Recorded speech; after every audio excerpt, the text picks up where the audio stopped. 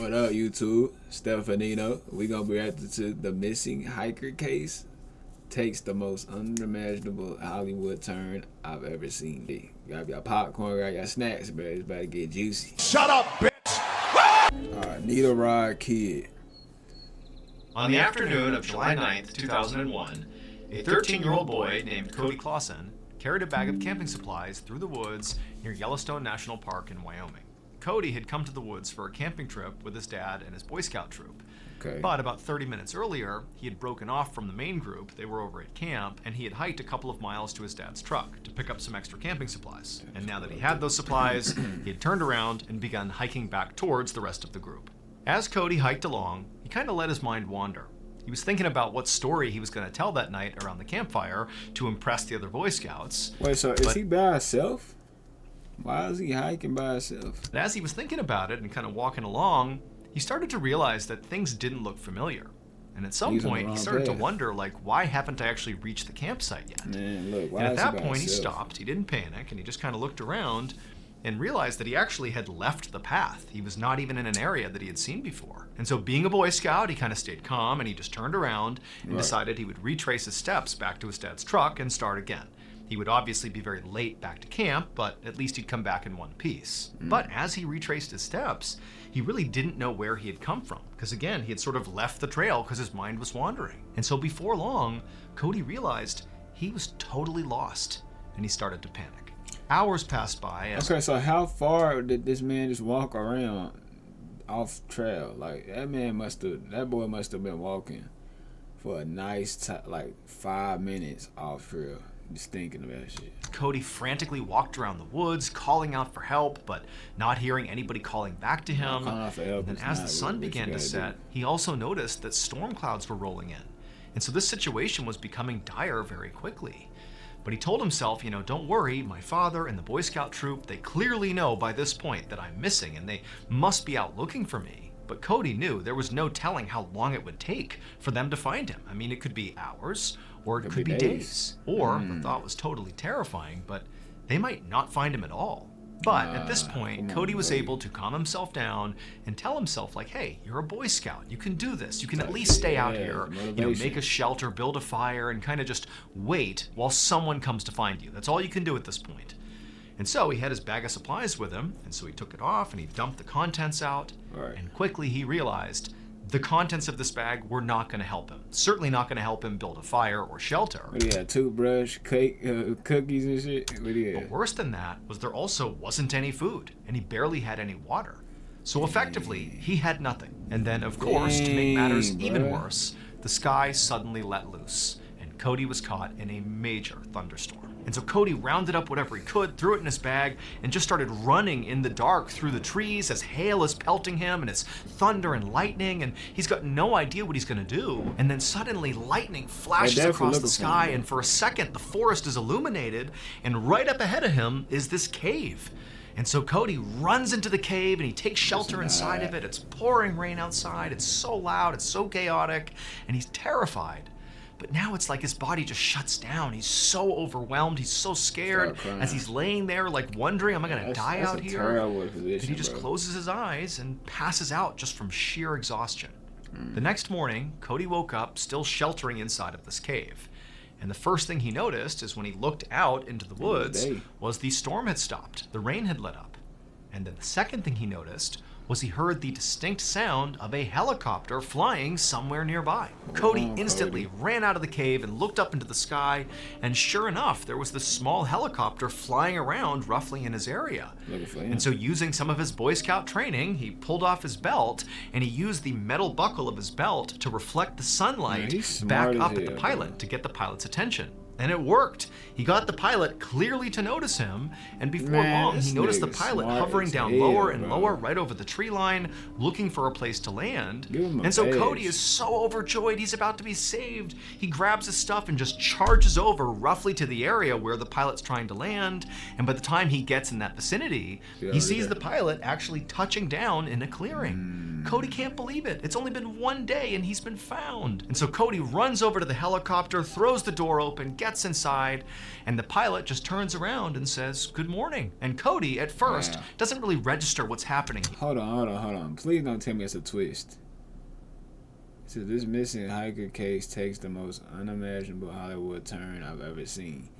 Don't tell me this motherfucker's in cahoots and this helicopter dude is a old, you know what I'm saying, on some BS. Let's see. He's only just completely relieved that he is going to survive.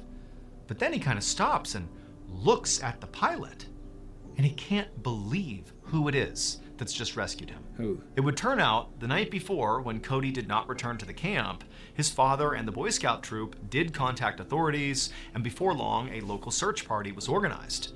And one of those people who volunteered to be a part of the search was an amateur pilot who lived in the area. That helicopter pilot was the one who found Cody 10 miles away from his Boy Scout troop's camp. When that pilot reunited Cody with his father, Cody's father naturally assumed that, given the trauma of the last 24 hours, that Cody would not want to rejoin the Boy Scout troop and continue this camping trip, that he would want to go home.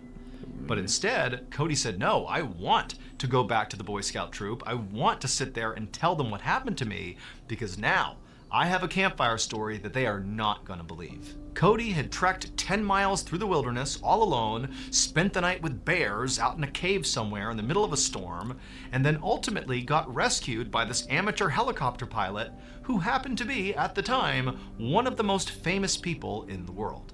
The amateur pilot was the actor who had played Han Solo in Star Wars. Hey pal, you just blowing from Stupid Town? He was Indiana Jones and had starred in several other major there. Blockbuster movies. It was none other than Harrison Ford.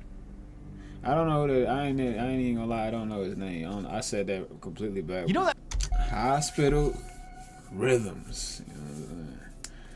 in September of 1954, a 14-year-old boy named Rich shuffled his way down the hallway of a children's hospital in England. He coughed and wheezed as he slowly walked down the hall next to other sick kids as they made their way towards the hospital's classroom.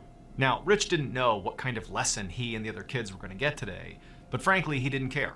Anything was better than just sitting in his hospital room, bored out of his mind. So Rich was in the hospital because he was suffering from tuberculosis, which is an infectious lung disease.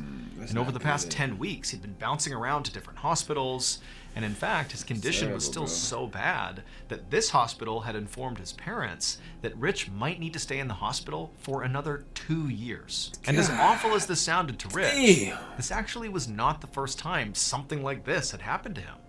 When he was 6 years old, his appendix burst, and then he contracted an infection that left him in a coma for several weeks. And then when he came out of the coma, he had to recover in a hospital for nearly a year. And all this time in hospitals had really impacted Rich's life, in particular in terms of how far behind he had fallen in school. And because his family was not a well-off family, they couldn't afford to hire a tutor to kind of keep Rich up to speed. So he ain't get that. And so basically at this point, Rich's education consisted of, whatever random Okay, here's class. the thing though. They could easily, I know y'all ain't got money, y'all ain't got the education to give them, you could easily use your education that you had and talk to him at the hospital and give him education. Y'all could school him. You know what I'm saying? Y'all know y'all work and stuff, but at least 2 times a week y'all can go over it with books, with math equations, and just overall get his education skills up, These hospitals he was staying in sporadically had, whenever they hired a teacher to come in and teach basket weaving or, shop class, whatever was available, that was his education.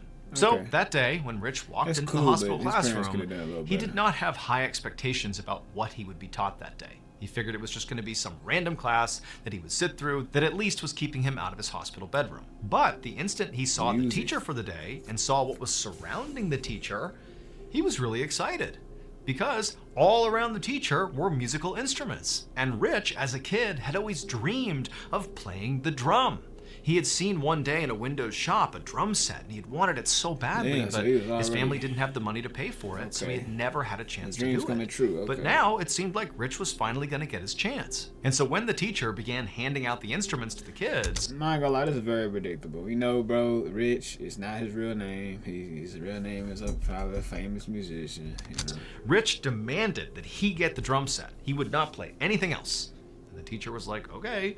And so he was given the Right. drum. And then that day, the teacher led the class, through a couple of basic songs, and Rich played the drum, and he and everybody else were objectively terrible, like the music was awful. But by the end of the class, Rich was totally revitalized here.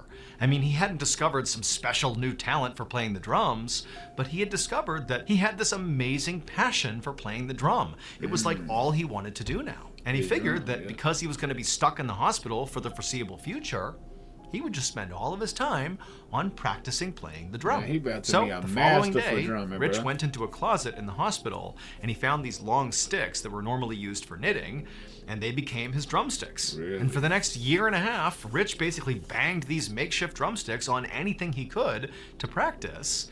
And then also every few weeks, when the music teacher came back to the hospital, Rich would go to those going classes crazy. and he would try to learn as much as he possibly could from the teacher. And that was Hey, when you this hungry for success in something, bro, you gonna get it, man. You gonna be successful as hell at what he's doing. Because if you this passionate at something, you just always seeking to learn and just overall be better, bro. Shit, you gonna be a man. basically his whole life was those classes He about to and be banging a on master everything he at could. this shit, bro. Finally, in 1955, when Rich was 16 years old, he was released from the hospital. He was finally cured from tuberculosis. However, despite having his health back, it isn't like his life suddenly got a whole Nah, lot his easier. life's just, It isn't like, still he weak. left the hospital and, magically became this amazing drummer and that was his life. Instead, his family was really struggling financially. And so Rich couldn't go back to school. He basically had to get a job in a factory and work full time. Rich, we all know what you gotta do, bro. We gotta go to the drumming. We gotta start doing the music business. We gotta, just to help support his family. And for Rich, he felt like that was the right thing to do. He didn't Right, it resent is. his family. This is what his life was. And what he did is he found joy, while he was working in grabbing makeshift drumsticks and just banging on stuff any chance he could. And he figured that that would be his life. He would just work and, find joy in drumming whenever he could. But Rich's outlook on life changed dramatically on Christmas of 1956, Someone died, didn't he? so a year after he'd left the hospital. Because on that Christmas, Rich's stepfather had secretly saved up all this extra money by working all these extra shifts and No doing whatever way. he could to finally buy Rich his own drum set. To Man, this that point, Rich had family not is been able to have clutch, his own bro. drum set. Everything was What makeshift. the hell? And so that Christmas, he gets this drum kit, and Rich is like, this is the best gift I've ever been given. And he began practicing Rich. even more. He about And to pretty get quickly, rich. he began playing with local bands every time he He had about to time get off. And rich. before long, he became known as like a guy in town who was like one of the best drummers. And then shortly after that, right as Rich is kind of hitting his stride, being this kind of You're going local crazy. celebrity, this local very popular band fired their drummer. And so got it him. made perfect sense that they approached Rich and said, hey, Man, look, will you Rich. join our band? And Rich said, And he "Let's made do the it." band super By this nice, point, right? Rich had become known by his stage name, AKA Ringo Starr. And that band that recruited him was the Beatles. Beatles. Rich, that was hard, man. I ain't gonna lie, that's an inspirational story. From the fire. Around 11 a.m. on Sunday, October 20th, 1991, a 31-year-old man named Will woke up next to his up, wife in Will? their home in Oakland, California. And the first thing Will noticed as soon as he was awake was the smell of smoke. Will got out of his bed and went to the window, and when he looked out, he Be could see there careful, was this y'all. big plume of smoke coming from what looked like right outside of his neighborhood. And since he lived in California, where wildfires were unfortunately wildfire. a common Oh, reality, shit. he That's thought bad. that's got to be a wildfire. So Will called 911 to report it, but the dispatcher told him that yes, that is a wildfire. It's on a mountainside, about 600 feet away from Will's house in his Never good. neighborhood. But they said the fire department was already all over it, and the smoke he was seeing was simply the leftover, after the fire had been put out. So no real threat here. And so after hearing this, Will's mind was put at ease. He thanked the dispatcher and hung up, and then he went about his normal morning routine. Shit, Will. And as he brushed his teeth and took a shower, his mind began to wander towards work. So Will was a software developer, and he was in the middle of working on this video game about ants, like the insects, and how they go about building their homes. And Will was really excited about this game. So he But coded. as Will left the bathroom and happened to look out the window that he looked out He seen before it and saw more. that plume of smoke out on the mountainside, any thoughts of his video game immediately vanished. Because now he was looking out and he saw this huge cloud of smoke that, in addition to being much bigger, there was Yeah, also they got this on the obvious wraps, y'all. flames licking up. Like Stupid clearly cat. the fire is not extinguished, and worse, it appeared the fire was moving in the direction of his Towards you. neighborhood, and pretty quickly. And so I'm Will taking off immediately from grabs that the part. phone and he calls 911 again, and he reports that, hey, I'm seeing a fire here. I'm taking And off. he could tell just from the dispatcher's voice that they were kind of surprised. They felt like the fire was under control. Like, what are you talking about? And so Will realized, like, based on this response, know what the I hell they're can't talking afford to about. wait for help. I mean, it's unclear if they even know what's going on here, and this fire appears to be moving right towards me. And so after hanging up with the dispatcher, Yeah, pack Will up. knew he had to act. And so Will runs to his wife, who by this point, she's looking out the window too. She's terrified. wife. And they're like, what are we going to do here? And they decide, we just got to evacuate. Like, Let's by this go. point, the fire is literally Oh, yeah, coming shit, right yeah. towards them. The smoke is beginning to overwhelm them. And so they just grabbed a couple of bare necessities. They charged out of their Bro, house. look They're at the looking down- fire. Let one piece of that fire touch this man's this interior of his car. It's over with. It's over with for his car. See that on fire the ain't no street, joke, bro. and again, the smoke by this That fire point is ain't kind no of, joke. making it hard to see, but they can see other neighbors are frantically getting in their cars to evacuate as well. And Will and his sad. wife, they're about to speed off when they remember their neighbors had gone away for the weekend, and they had left their old parents to look after their 2-year-old kid, and they didn't have a car. And so Will's like, oh my gosh, he runs next door, he pounds on the door, and the grandparents, they come out and they're scared as well. They have the 2-year-old, and Will's like, come on. They grabbed a couple of necessities, they hopped in Will's car, and W before shit. long, all of them were peeling down the road, What a evacuating. One nice week later, person, Will bro. returned to his neighborhood, this time in the passenger seat of a police cruiser, because you needed an official escort to be So able you to go can't into say this that. area because of how dangerous it was. His whole There was shit was debris bad, everywhere. wasn't it? When the police officer stopped in front of Will's address and Will got out, he looked at where his house used to be, Oh, and it hell was just no. gone. Like every other house in his neighborhood, it was Oh, my completely leveled by goodness. this fire. That fire burned for 4 days, destroyed thousands of homes, including basically Will's entire neighborhood, and it killed 25 people. Will Rest in peace. Rest in peace to the 25 people in that wildfire, man. Look. You see, bro, if he just listened to that cop and just went to sleep, do you think Will would be even alive? No, bro. He would be burnt to an absolute crisp. Look, bro. Will walked towards the rubble that used to be his home, and as he stood there surveying the area, Look at he was hit with this epiphany. He didn't really care that he had lost all of his things, like everything he owned basically had been Even his destroyed hands, by this fire, but he just didn't care. Instead, all he cared about and all he was his grateful family. for was his family. Like they Man, had look at survived, Will, they'd bruh. escaped the fire. That's what mattered. And so as he's standing What a there, sort of a beautiful little soul, bit man. numb to what's happened here, he looked down and he saw ants. Now remember, he was developing this video game about ants, and so had yeah. done tons of research about ants. Yeah. And he saw these ants that definitely were destroyed by this fire as much as the people were. I mean, their colonies were all burnt up and destroyed as well. But he saw these ants, and what they were Still doing building. was gathering supplies and rebuilding, brick by Man, brick. look at That's this what shit. they were doing. That's what ants do. They simply go forward and rebuild, no matter the tragedy. And this gave Will an idea. Hope. 9 years later, Will finally released his video game. But it was not the game he had been developing, the one about ants. Instead, it was inspired by the ants he saw marching through the rubble after this horrible fire. What game is it? What game is it? Because I know it blew up. I know it's a famous game. Is it Sims? The Sims? The Sims is a terrible guess. I mean, let's be real. Is there an ant game that blew up before? Not really. I don't know, bruh. I'll just say The Sims. In this game he made, you could create characters like avatars who could live entire digital lives, complete with homes tell and me I just got neighbors that and right. spouses and kids and friends. Don't Like it tell really me. was an actual universe in this game. But this game is not set in a perfect fantasy world. Instead, the universe that these characters live inside of is meant to mimic the real world that we live in, where tragedies can strike, and often do, sort of unpredictably. Which would Death, mean- destruction, wildfires, you name it. That's just kind of part of living in this world. And so in this game, characters periodically would just have horrible things happen to them, this and game they would crazy. have to Gotta be rebuild, serious. just like the ants had to rebuild, and just like Will and his family and everybody else affected by that fire. You just have to move forward and rebuild. Will's game wound up being a massive success, selling tens of millions of copies worldwide, and today hundreds of thousands, maybe even millions of people still play it. Will's full name was Will Wright. Listen to me, Will. I've never ever watched this game. I said game. I've never ever watched this video, and I guessed that right there, bro. The Sims. Cause think about it, bro. Who's building and rebuilding and The Sims? It just made sense. Obviously, the Ant game didn't blow up, so it had to be something with building, and it had to be something with life. The Sims, because who else is doing it? The Sims.